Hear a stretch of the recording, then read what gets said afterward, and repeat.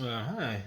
This video is going to be talking about demons, and just be careful of who you're around because a demon can be inside of anybody. I'm even going to share a story that shocked the crap out of me. When I was younger. So just to give you a little backstory on me, I'm able to see things in the spirit. I've been like that since I was a small kid. Um, so I don't really have control over it. It shows up when it want to show up. So this is not like something that you see on TV or a person does a weird and now they can see everything. No, it doesn't work that way. And then of course I also see things through dreams as well. Also something that I've had since I was a small child. So the reason why I'm making this video is because people, you know, as a whole, worship things or people, outside of God, especially pastors. So this is probably going, step on some toes. Oh well. I'm not here to, spare your feelings, even though I'm not trying to hurt feelings either. But hit dog collar, as they say. So the Baphomet, which is a demon, a powerful demon. Has the goat face, the head, and the weird body. I wish I had like a picture or something that I could pull up to show you guys. Maybe I'll do a video, kind of piggyback on this on here because I'm kind of new to this. So eventually I'll learn how to add like pictures and photos in and stuff like that. But anyway, I was attending a church service. Gosh, I forget how old I was, but I was younger. And as I mentioned, I can see things. So as this pastor is sitting, in this chair, I see the Baphomet in the pastor. Yes, the preacher, and it was grinning at us. So sometimes when you think you saw something, you kind of do that double take, like, and then you don't see it anymore. I trained myself not to do the double take to make sure I'm locked in on what I see, so that it doesn't just disappear from my sight. So I'm looking at this demon and I am frozen.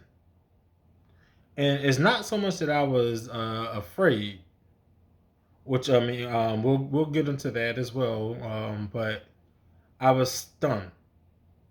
Like I'm looking at a preacher, which I mean, I know not all pastors are good, but again, I was much younger, so that's not something that I would go to a church service and expect to see.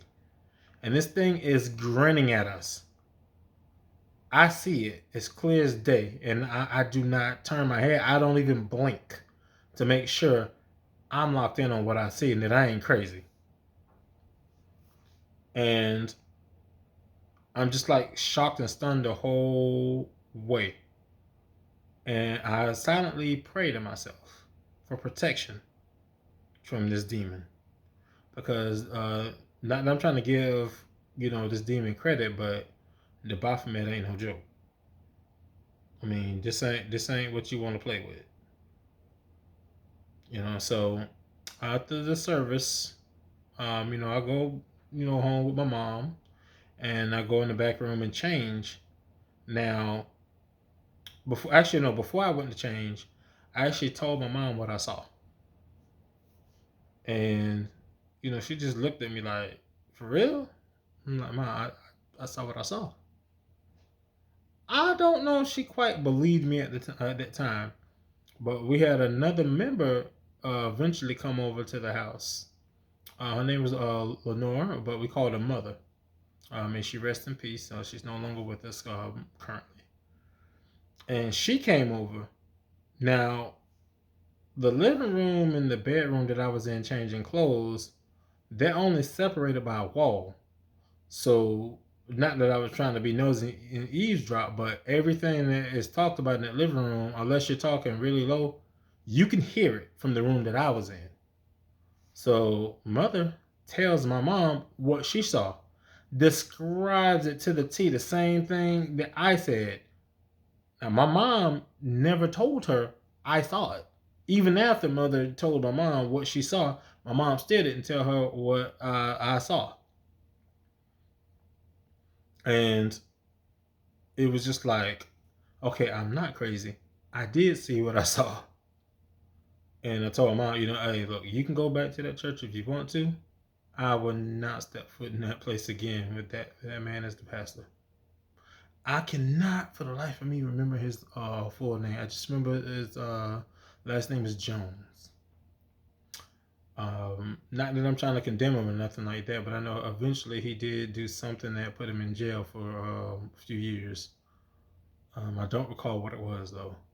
But I give this message really to tell people, stop putting so much freaking stock into pastors, man. Like, some of y'all downright worship your pastor. Like, you're not going there to worship the pastor. You're going there to worship God. And it's crazy. Like, if I was a greedy person, man, I'd have a lot of money right now, because I see how easy it is to take advantage of sheep. Just keep it real. But I'm not built like that. That's not my heart. But I mean, the heinous things that some of these pastors get away with is because y'all allow it. You have a pastor sleeping with, somebody's wife in the congregation. Sometimes sleeping with their husband. Or molesting a kid. Or stealing money. Tricking people out of their property, before they pass away when they're on their deathbed.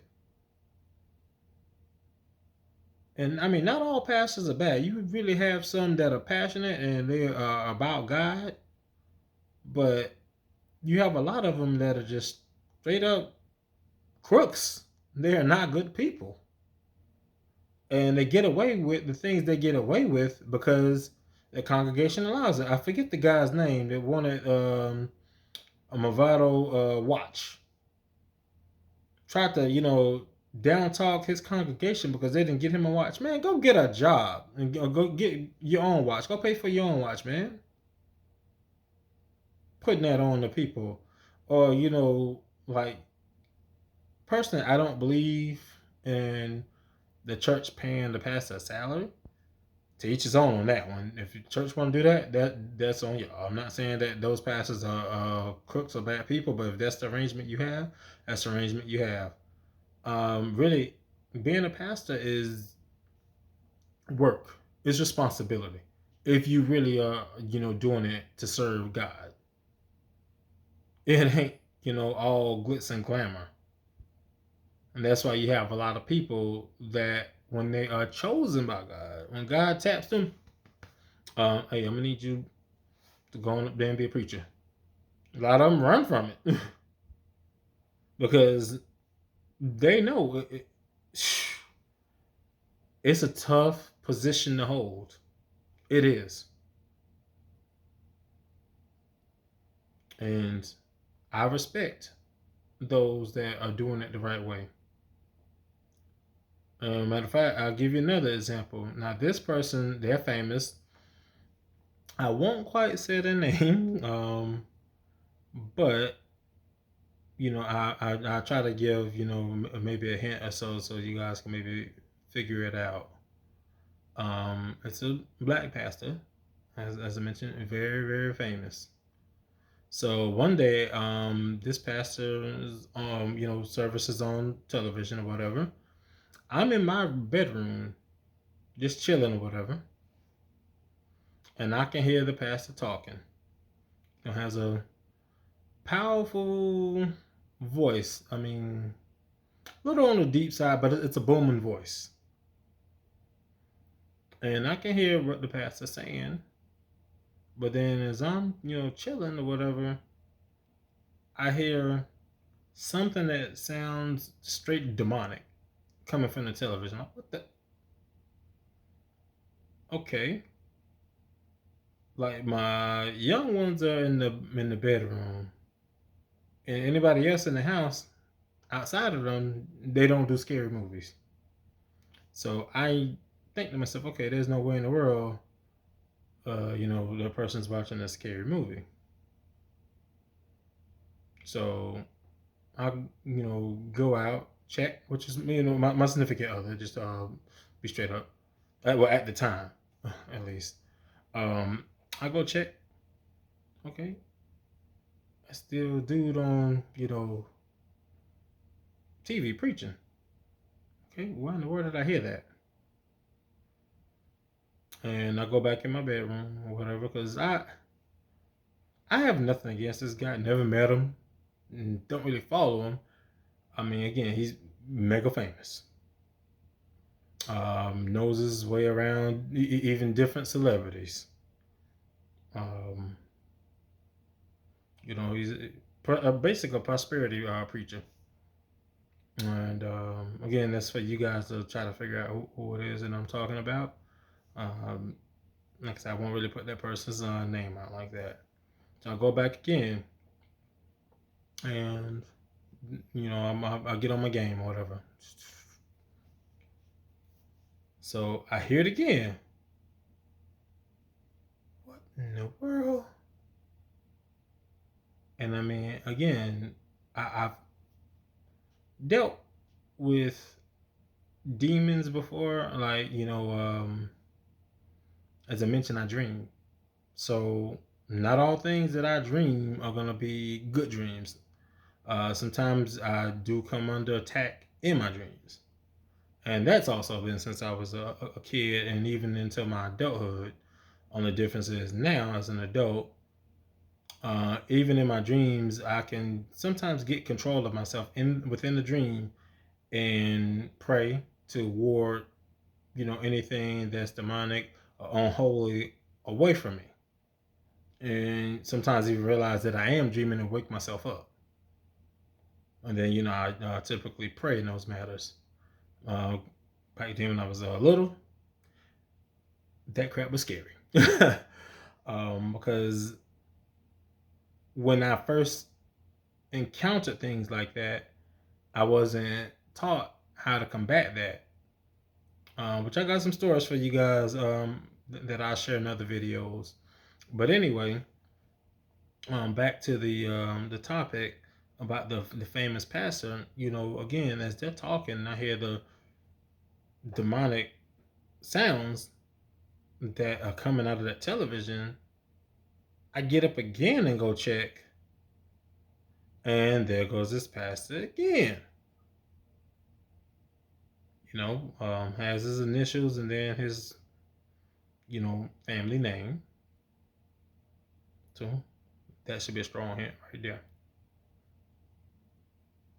And I'm just like, whoa. I tell my significant other what I just experienced. Like, I don't claim to be, Mr. Mystic Powers and all this other stuff, but I am who I am and I see what I see and I hear what I hear.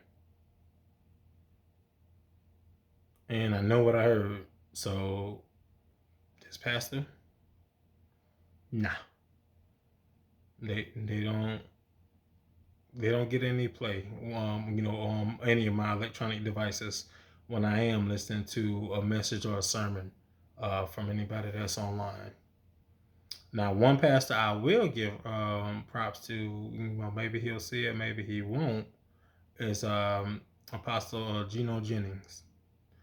I know he's controversial to some, but that man, he take on sin like he's a cop fighting crime or something. Like I was put on to him actually by a barber. I took my son to get a haircut one time, and I'm a pretty sociable person when I'm out and about. And I don't know how being a barber got on the topic, but at the time I was listening to Fred Price and his son, Fred Price Jr. And he's like, man, hey, check out Geno Jennings, man. This guy, he's like one of them hard nosed, old school preachers. Okay. I'll check them out. And here's the other thing about this title too. Well, not title, but video. I meant to say. So if you are, let's say, going to church and you in the world as well, if your pastor is not preaching anything that makes you feel convicted, you either need to take a long, hard look in the mirror at yourself or your pastor, because one of you or both of you ain't really living up to the billing. You can't serve two masters, because you know you're gonna love one and you're gonna hate the other.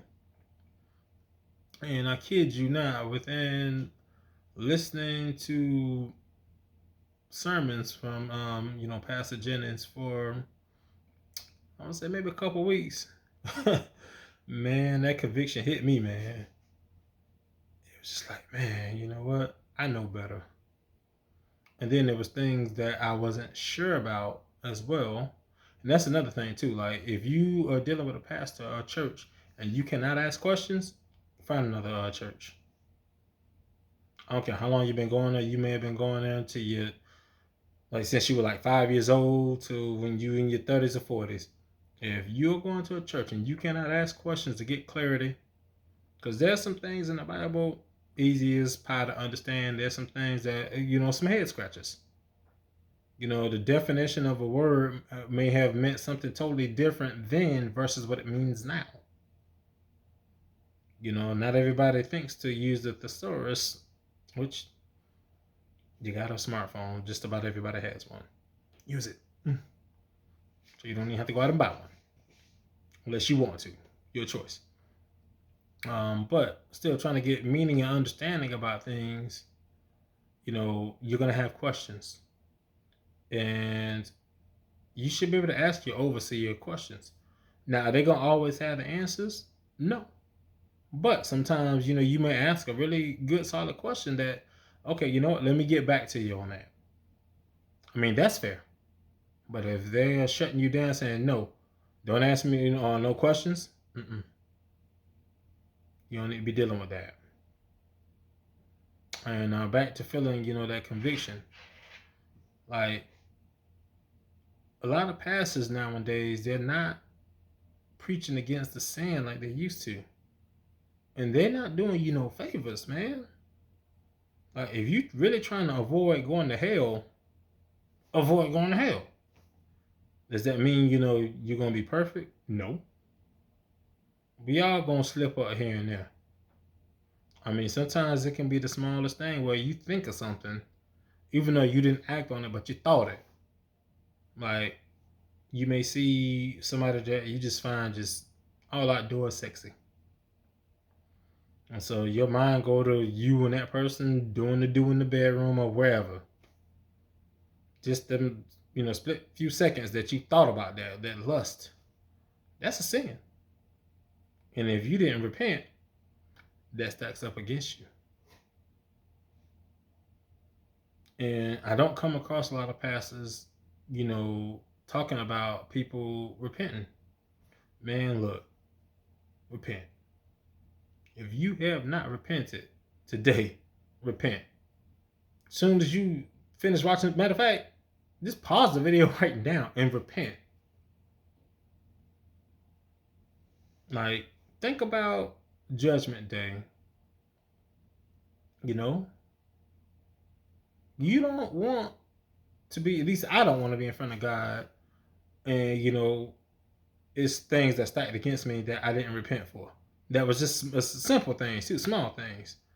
To me, at least, but to him, yeah. Sin is sin.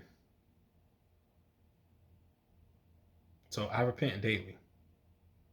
I do. And it's not that I use it as a get out of jail free card every day like that. I do it because I want to serve God righteously, and no, I do not want to go to hell. I'll talk about what I saw when it comes to hell in another video, because I did see hell before. As I mentioned, sometimes I see things in the spirit, and it was not pretty. I didn't see nobody in hell. I know some people make videos. I saw this person, and I didn't see nobody in hell. I just saw, somewhat of what it looks like, and it's not anything I want any parts of. But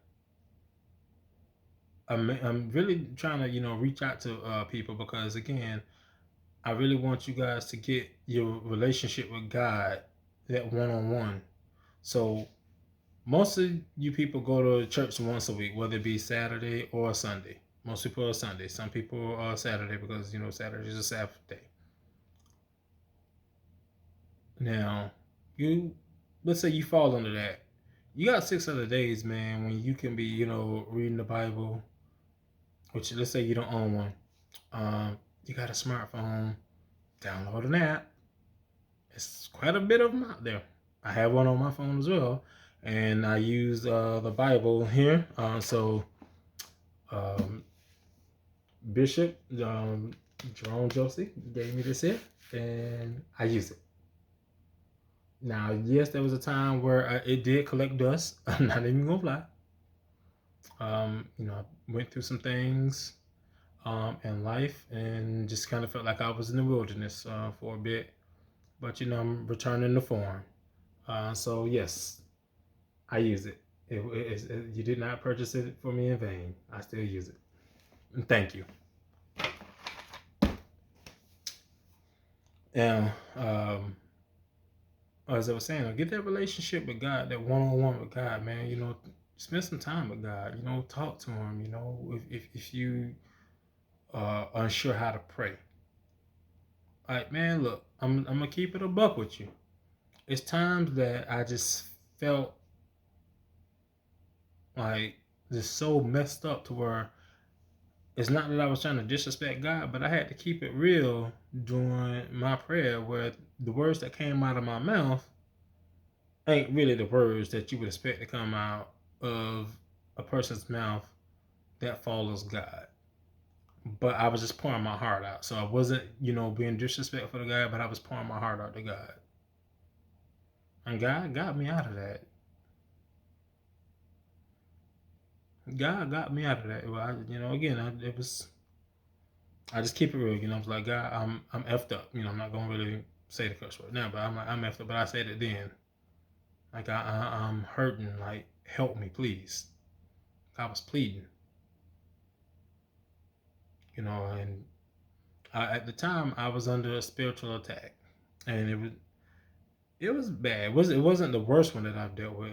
That's something that's been happening more recent, since I've been in isolation. That, oof, goodness, being in isolation, that was rough for me. But having that relationship with God,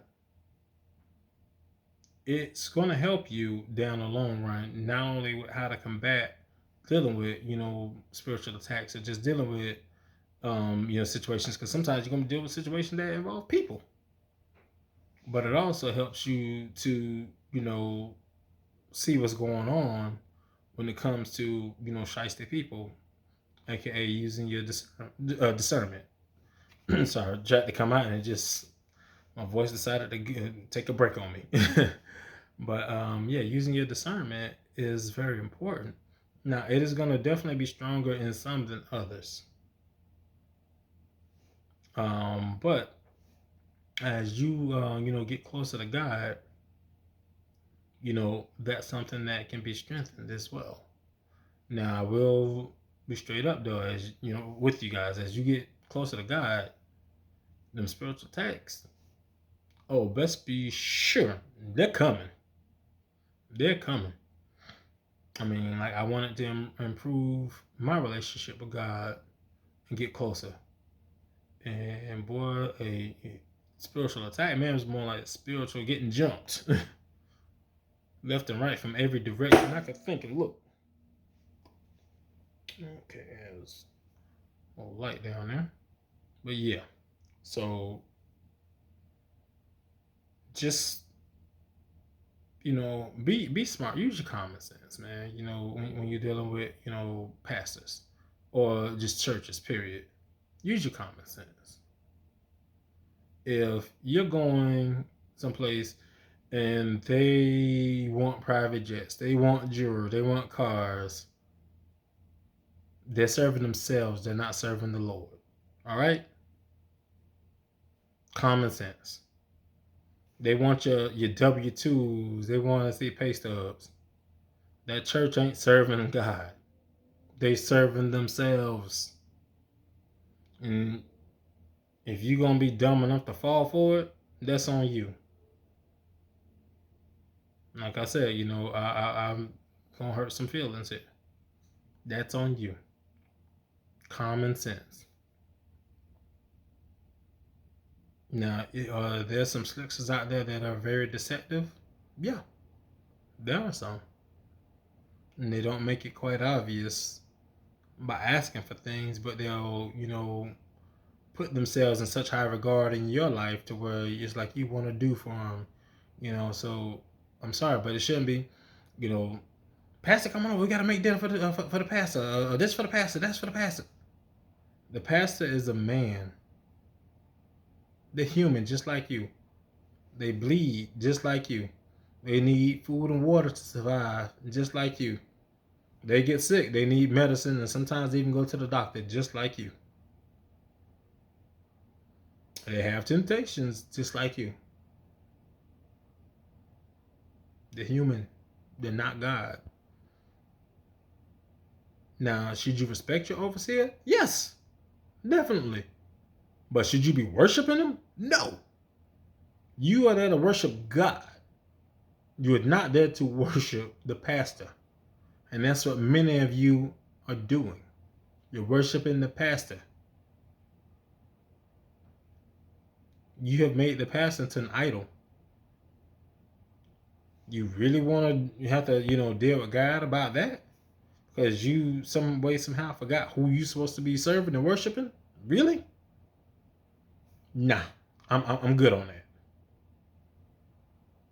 Like if you can't take a lighter, like so, which I'm not telling you to do, a lighter, put it to your hand. Don't do this. I'm just using this as an example. And if you can't tolerate that flame, how you think you're gonna tolerate the flames of hell? Like you're gonna feel the pain in hell.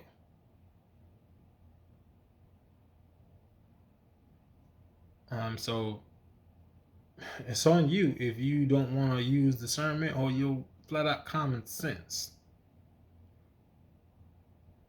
Pastor got you in a compromised position. They want to do some things to you that they ain't supposed to be doing to you. Come on.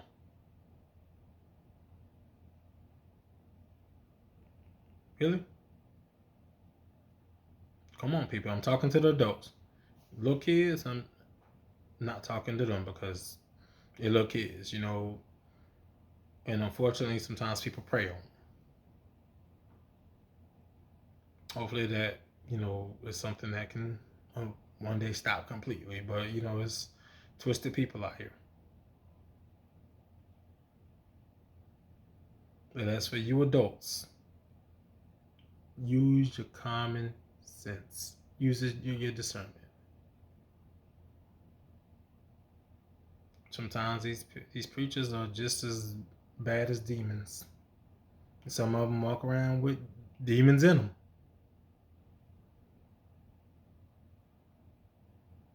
Like the role of a pastor or of a bishop. That's talked about in the Bible on how they should carry themselves. Which goes back again to what I said.